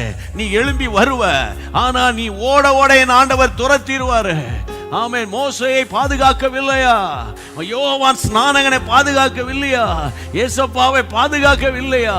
எங்களை நீர் பாதுகாக்க வல்லவராயிருக்கிறீர். ஆமென் சொல்லுங்க. ஹல்லேலூயா, ஹல்லேலூயா. உனக்கு எதிராய் உருவாக்கப்படும் எந்த ஆயுதமும் வாய்க்காமல் போகும். உனக்கு எதிரான ஆயுதங்கள் வாய்க்காதே போகும். கரங்களை தட்டி பாடுவோம். உனக்கு எதிரான ஆயுதங்கள் வாய்க்காதே போகும். இருக்கின்ற பலத்தோடு தொடர்ந்து போராடு. உனக்கு இருக்கின்ற பலத்தோடு தொடர்ந்து போராடு. கிருபை உனக்கு போதும். பலவீனத்தில் என் பலனோ பூரணமாகிடும். ஒரு நிமிஷம். பலவீனமா இருக்கிறவங்க, பலவீனமா இருக்கிறவங்க, என்ன பலவீனமா அது எனக்கு தெரியாது. இப்ப நீங்க என்னன்னா கரங்களை தட்டி பாட போறீங்க, வாயை திறந்து பாட போறீங்க. வாயை திறந்து சத்தத்தை எங்களோட கூட. உனக்கு எதிரான ஆயுதங்கள் வாய்க்காதே போகும். உனக்கு எதிரான ஒவ்வொருவர் மேல இருக்கிற பலவீனங்கள், பிளட் கேன்சர், பிளட் கேன்சர் வெளியே வா. இயேசுவின் நாமத்தில் லிவர் கேன்சர் வெளியே வா. ஆமென். ஆண்டவரே, உடல்கள் இருக்கிற, நுரையீரல்கள் இருக்கிற எல்லா பலவீனம் வெளியே வா. இருக்கின்ற பலத்தோடு தொடர்ந்து போராடு. கிருபை உனக்கு போதும். கிருபை உனக்கு போதும். பலவீனத்தில் என் பலனோ பூரணமாய் விளங்கும். ஆமாண்டவரே, பலவீனத்தில் என் பலனோ பூரணமாய் விளங்கும். ஆமென். நல்லா கவனிங்க. இன்னும் 2 ப்ரேயர் பாயிண்ட்டுக்கு ஜோம் பண்ணிடலாம். சரியா? சரியா? நீ டைம் கீப் அப் பண்ணாத ஒரு பிரசங்க யாரும் திட்டினா கூட பரவாயில்ல, கொஞ்சம் அட்ஜஸ்ட் பண்ணிக்கோங்க ப்ளீஸ். 143ஆம் சங்கீதம் 10ஆம் வசனம். உமக்கு பிரியமானதை செய்ய, உமக்கு பிரியமானதை செய்ய எனக்கு போதித்தருளும். எனக்கு போதித்தருளும். நீரே என் தேவன், நீரே என் தேவன். உம்முடைய நல்ல ஆவி என்னை செம்மையான வழியிலே நடத்துவாராக. உம்முடைய நல்ல ஆவி, உம்முடைய நல்ல ஆவி என்னை செம்மையான வழியிலே நடத்துவாராக. ரொம்ப முக்கியமான அழகான வார்த்தை, அருமையான வார்த்தை. உம்முடைய நல்ல ஆவி. ஆண்டவரே, உம்முடைய நல்ல ஆவி செம்மையான வழியில். ஆவியானவரே, என்னை நீங்கள் எங்கள் வீட்டை, என் பிள்ளைகளை, யார் யார் என்னென்னமோ, ஒவ்வொருத்தருக்கும் ஒவ்வொரு ஃபெய்த் இருக்குது வீட்டில். சிலருக்கு விசுவாசமே இல்லை, சிலர் விசுவாசத்தில் ரொம்ப சோர்ந்து போயிட்டாங்க. நீங்கள் ஒருத்தர் தான் போராடுறீங்க, ஓகே. ஆனால் நான் என்ன சொல்கிறேன்னா, உங்கள் ஒருவருடைய ஜெபம் உங்கள் வீட்டில் ஒரு பெரிய மாற்றத்தை கொண்டு வரும். ஆமேன்னு சொல்லுங்கள் இப்போ அதை. ஆமேன். அப்போ உம்முடைய அந்த வசனம் பாருங்கள். உம்முடைய நல்ல ஆவி என்னை செம்மையான வழியில் நடத்துவாராக. ஆவியின் நிறைவு அழகான பாதையில் நடத்துவார். சரியா? உதாரணமாக நான் என்ன சொல்கிறேன்னு கேட்டால், இஸ்ரவேல் ஜனங்கள் பழைய ஏற்பாட்டிலையும் சொல்கிறேன், நியூ டெஸ்ட்மெண்ட்லையும் நான் சொல்கிறேன். கர்த்தருடைய பழைய ஏற்பாட்டில் பார்த்தீங்கன்னா யாத்திராகமம் 13:22 பார்த்தீங்கன்னா ஆண்டவர் இஸ்ரவேல் ஜனங்களை வழி நடத்தும் போது அந்த யாத்திராகமம் 13:22 என்ன சொல்லுகிறது? பகலிலே மேகஸ்தம்பமும் இரவிலே அக்னி ஸ்தம்பமும் ஜனங்களிடத்திலிருந்து விலகி போகவில்லை. ஜனங்களிடத்துல விலகி போகலையா? கர்த்தர் நடத்துறார் பாருங்க. பகல்ல வந்து ஹாட் சம்மர், அப்போ என் ஜனங்களை எப்படி நடத்த முடியும்? உடனே ஆண்டவர் மேகம் வருது. நைட்டில் பாருங்க, லைட் வேணுமே, எங்கே போ, ஜெனரேட்டரா அல்லது பெட்ரோமாஸ் லைட்டா, அரிக்கன் லாம்பா, ஒன்றும் கிடையாது. ஆனால் என் ஆண்டவர் அக்னி ஸ்தம்பமாய் ஜனங்களை வழி நடத்துறாரு. என் ஆண்டவர் நடத்துகிற கர்த்தர். உங்கள் வாழ்க்கையின் இருளான பகுதிகள் இருக்கிறதா? இருளான பகுதின்னு என்ன? ஹாஸ்பிட்டல் இருக்கிறீங்களா? அது ஒரு இருளான பகுதி. பலவீனமாக இருக்கிறீங்களா? அது ஒரு இருளான பகுதி. ஜெபம் கேட்கப்படாமல் ஒரே ஸ்ட்ரெஸ்ல இருக்கிறீங்களே, அது ஒரு இருளான பகுதி. அந்த இருளான நேரத்தில் ஜீவனுள்ள தேவனுடைய கரம் உங்க மேல அமரும். ஆமென் சொல்லிருங்க நீங்க வாயை திறந்து. கர்த்தருக்கு ஸ்தோத்திரம். இது பாருங்க, அடுத்தது பார்த்தீங்கன்னா என்னாகமம் 19ஆம் அதிகாரம், ரொம்ப இன்ட்ரெஸ்டிங்கான வசனம். என்னாகமம் 9ஆம் அதிகாரம் 17ஆம் வசனம். மேகம் கூடாரத்திலிருந்து மேலே எழும்பும்போது, மேகம் எழும்பும்போது இஸ்ரவேல் புத்திரர் பிரயாணம் பண்ணுவார்கள். இஸ்ரவேல் புத்திரர் பிரயாணம் பண்ணுவாங்க. மேகம் தங்கும் இடத்திலே இஸ்ரவேல் புத்திரர் பாளையம் இறங்குவார்கள். அதாவது கர்த்தருடைய பிள்ளைகளே, இந்த 9ஆம் அதிகாரத்துல ஆண்டவர் எப்படி நடத்துறாரா? அந்த மேகம் எழும்புச்சுன்னா அது ஒரு சிக்னல், ஓகே ப்ரொசீட், போகலாம் அப்படின்னு அர்த்தம். ஆனால் அந்த மேகம் பைபிளில் சொல்லியிருக்கு, அந்த 17ஆம் வசனத்தில் மேகம் தங்கிருச்சுன்னு வைங்களேன், அப்படியே அவங்க பாளையத்திலேயே செட்டில் ஆயிடுவாங்க. 19ஆம் வசனம் 19, மேகம் நெடுநாள் வாசஸ்தலத்தின் மேல் தங்கியிருக்கும் போது இஸ்ரவேல் புத்திரர் பிரயாணப்படாமல் கர்த்தரின் காவலை காத்து கொண்டிருப்பார்கள். கர்த்தரின் காவலை. சில நேரத்தில் மேகம் வந்து நெடுநாள், அது நெடுநாள் மெனி மந்த்ஸ் கூட இருக்கலாம் பாருங்க, நெடுநாள்னா. அப்போ மேகம் எழும்பலையே, அது எழும்புல போல இருக்குது, நம்ம போயிடலாம் அப்படின்னு போக மாட்டாங்களாம், அவங்க வெயிட் பண்ணுவாங்களாம். கிறிஸ்தவ வாழ்க்கையில் அவசரப்படாத. புரியுதா உங்களுக்கு? சுற்றி இருக்கிற அவசரம், என்ன இப்படி இருக்கீங்களே, என்ன இப்படி இருக்கீங்களே, நீங்கள் அப்படி பார்க்கக்கூடாதா, இப்படி பார்க்கக்கூடாதா, அதை பார்க்கக்கூடாதா, இதை பார்க்கக்கூடாதான்னு சொல்லுவாங்க கர்த்தருடைய பிள்ளைகளை. ஆனால் உங்களுக்கு ஆண்டவர் கொடுக்குற வார்த்தை, யூ ஹாவ் டு வெயிட். ஆமென். கர்த்தர் பாதத்தில் உட்காருங்க, வேற எங்கேயாவது போய் உட்காந்துட்டு இருக்காதீங்க. ஏற்ற வீட்டு திண்ணையில் உட்காராதீங்க. ஏற்ற வீட்டில் போய் உட்காந்து பேசிகிட்டு இருக்காங்க, அதெல்லாம் அந்த காலம் போகிறது. என்ன திண்ணைங்கன்னலான்றீங்க? அதாவது வீணா வாட்ஸ்அப்லையும் ஃபேஸ்புக்லையும் உட்காந்துருக்காதீங்கன்னு சொல்லுங்கன்றீங்க இல்லையா நீங்கள்? அதனால் நான் என்ன சொல்கிறேன்னா, வசனம் சொல்லுகிறது மேகம் நெடுநாள் தங்கி இருக்கும்போது அவங்க ப்ரொசீட் பண்ண மாட்டாங்க. நீங்கள் பாருங்களேன், அடுத்த 21ஆம் வசனம் வாசிங்க. மேகம் சாயங்காலம் தொடங்கி விடியற்காலம் மட்டும் இருந்து விடியற்காலத்தில் உயர எழும்பும் போது உடனே, எனக்கு ரொம்ப பிடிச்சமான வசனம் சொல்லுகிறது, விடியற்காலத்தில் உயர எழும்புமா, விடியற்காலத்தில் உடனே பிரயாணப்படுவாங்களாம். அதாவது ஏர்லி மார்னிங் பிரயாணம்னு சொல்லி திடீர்னு ஆண்டவர் சொல்லிடுவார், 4 மணிக்கெல்லாம் எழும்புமா. 4 மணிக்கா? ஐயோ, ஒரு 10 மணிக்கு மேலே இருந்தால் நல்லா இருக்காதா? நல்லா இருக்காதா? கர்த்தருடைய பிள்ளைகளை பாருங்க, ஆண்டவர், அதாவது இயேசுவின் நாமத்தில் சொல்கிறேன், என்னைக்கு நீங்கள் பைபிளை தூக்குனீங்களோ, புரியுதா உங்களை கர்த்தருடைய பிள்ளைகளை, அப்போவே கர்த்தர் உங்களை தூக்கிட்டாருன்னு அர்த்தம். உங்களை நீ என்னைக்கு பைபிளை தூக்கினி அன்னைக்கே அவர் தூக்கிட்டாரு. ஆனால் ஏன் அப்போ தூக்கிட்டார்? நீங்கள் ஏன் வரலன்னா, இப்போ விடியற் காலம் எழும்புனா என்னைக்கு நீ எழும்புற இங்கே பாருங்க, விடியற் காலத்தில் மேகம் எழும்பும் போது உடனே பிரயாணப்படுவார்கள். அப்படின்னு என்ன அர்த்தம்? அவங்க எப்பவுமே அலாட்டாகவே இருக்கிறாங்க பாருங்க. எப்போ ஆண்டவர் டிக்ளேர் பண்ணுவார்னு தெரியாது. இன்னைக்கு நான் கர்த்தருடைய நாமத்தினால ஜெபம் பண்ண போகிறேன். எதுக்காகனா, கர்த்தருடைய நடத்துதல். ஆமென். கர்த்தருடைய நியூ டெஸ்ட்மெண்ட்ல சொல்கிறேன். நீங்களே லூக்கா 4ஆம் அதிகாரம் வாசிக்க டைம் இல்லை. முதல் வசனத்தில் இயேசு பரிசுத்த ஆவியினால் நிறைந்தவராய் யோர்தானை விட்டு ஆவியானவரால் வனாந்தரத்துக்கு கொண்டு போகப்பட்டார். சரியா? வனாந்தரத்துக்கு போனவர் கர்த்தருடைய பிள்ளைகளை 14ஆம் வசனத்தில் ஆவியானவருடைய பலத்தினால மீண்டும் கலிலேயாவுக்கு வந்துட்டாரு. வனாந்தரம் நிரந்தரம் இல்லைன்னு பலமுறை உங்களுக்கு சொல்லி கொடுத்துருக்கேன்.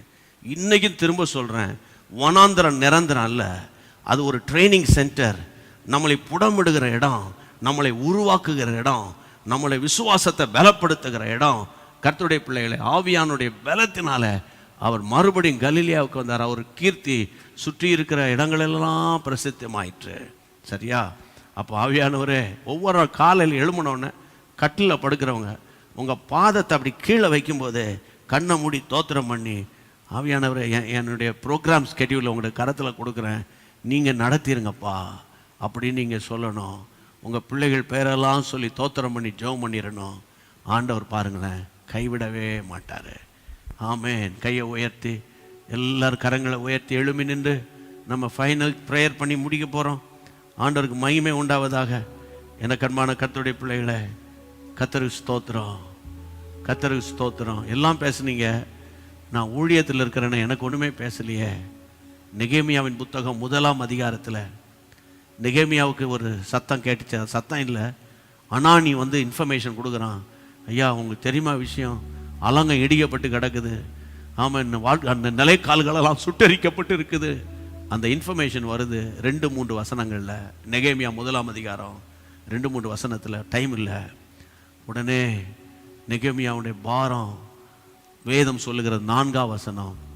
அப்பொழுது நெகேமியா இந்த வார்த்தைகளை கேட்டபோது நான் உட்கார்ந்து அழுது சில நாட்களாய் துக்கித்து உபவாசம் பண்ணி மன்றாடி பரலோகத்தை தேவனை நோக்கினேன். இதுதான் சீக்ரெட், மினிஸ்ட்ரின்ற சீக்ரெட்டு. நிறைய பேர் ஃபோன் பண்ணி கேட்குறீங்க, நான் எனக்கு என்ன ஊழியம் செய்யணும், என்ன செய்யணும்?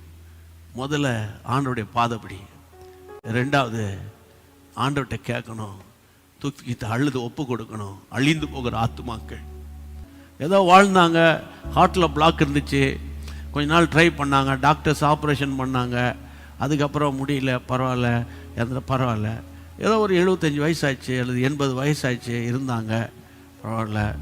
ஆனால் இந்த வியாதி வந்து நல்லா இருக்கவன்லாம் திடீர்னு போயிடுறாங்களே, எவ்வளோ கஷ்டம் இருக்கு. அப்போ நீங்கள் எவ்வளோ சின்சியராக ஜெபிக்கணும், நம்ம எவ்வளோ பாரத்தோட ஆத்துமாக்களுக்காக. ஏசப்பாவை ஏற்றுக்கொண்டு ஏசப்பாவுக்காக வாழ்ந்து அவங்க மறிச்சா தோத்துறோம். ஏன்னா பரலோகத்தில் அவங்களுக்கு ஏற்கனவே சீட் ரிசர்வ் ஆயிருக்கு.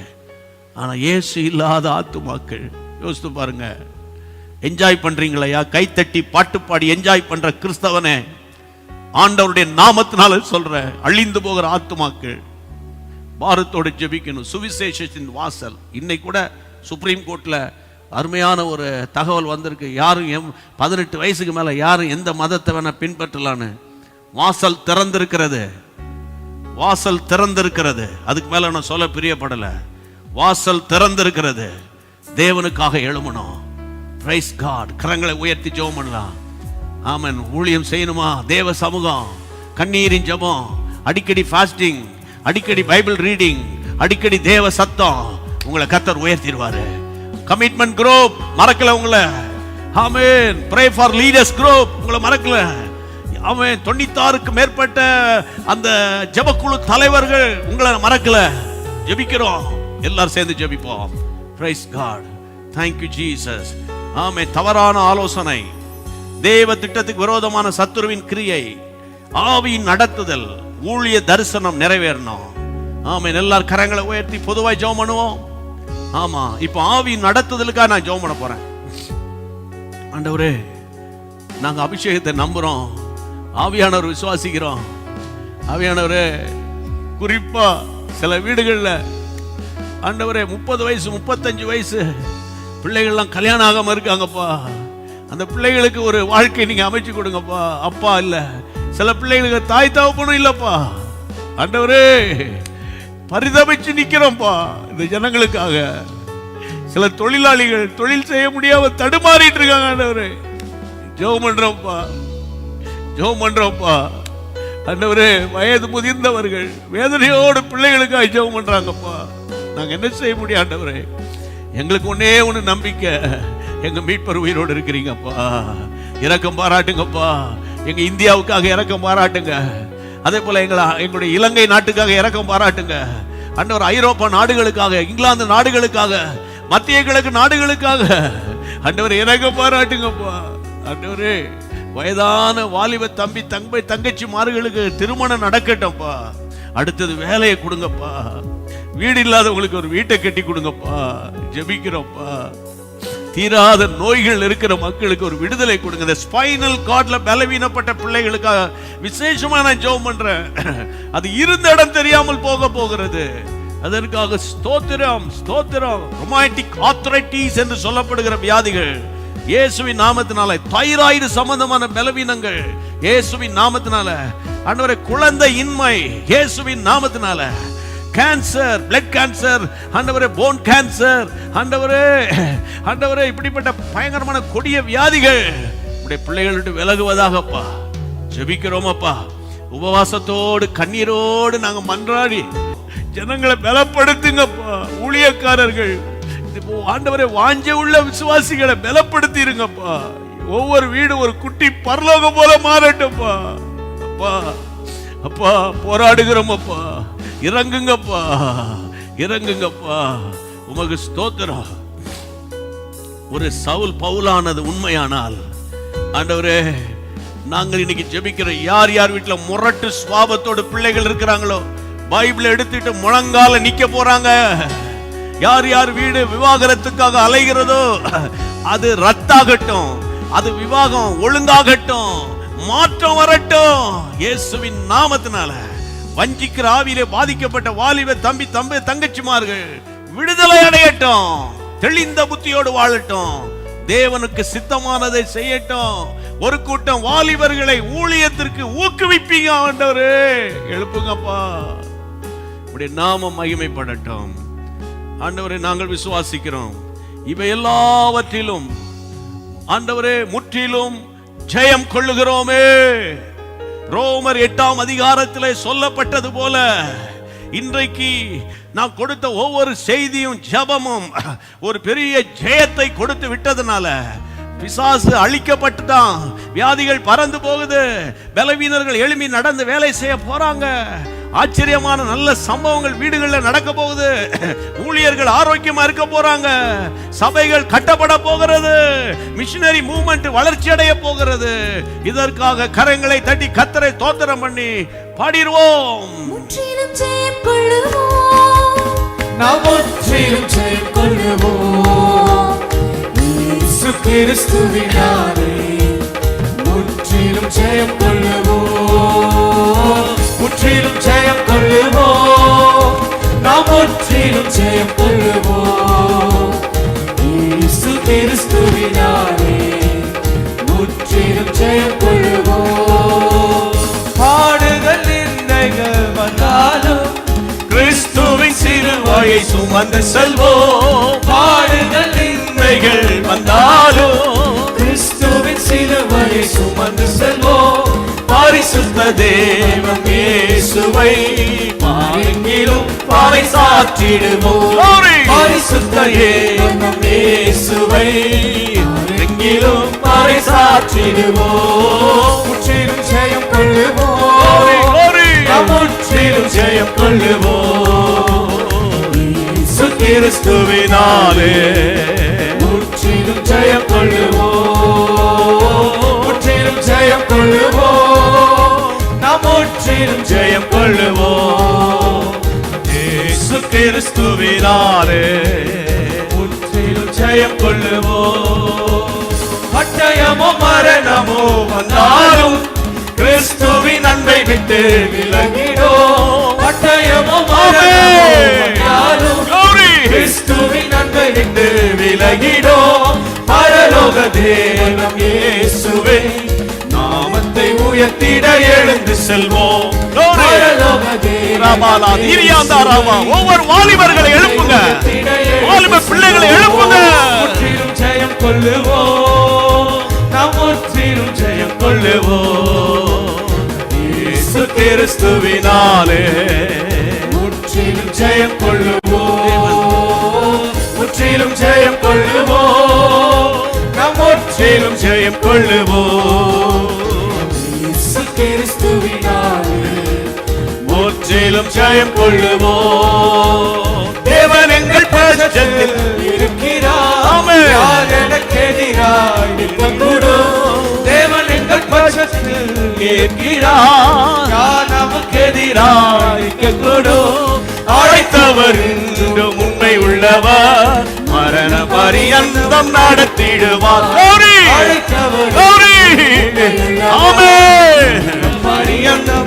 ஒவ்வொரு வீடுகளில் அக்கினி இறங்குகிறது, அபிஷேகம் இறங்குகிறது, அக்கினி இறங்குகிறது, வல்லமை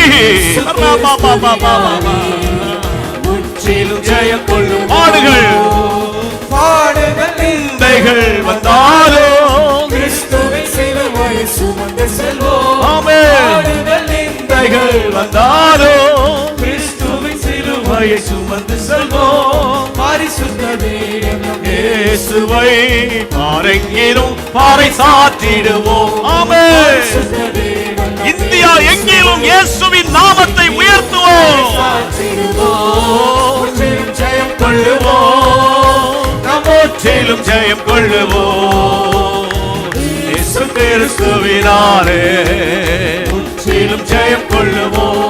ஒவ்வொரு வீடுகளிலே, ஒவ்வொரு வீடுகளிலே, ஆமென், ஒவ்வொரு வீடுகளிலே, சரீரங்களிலே ஒரு பரலோக அக்கினி இறங்கி வருகிறது.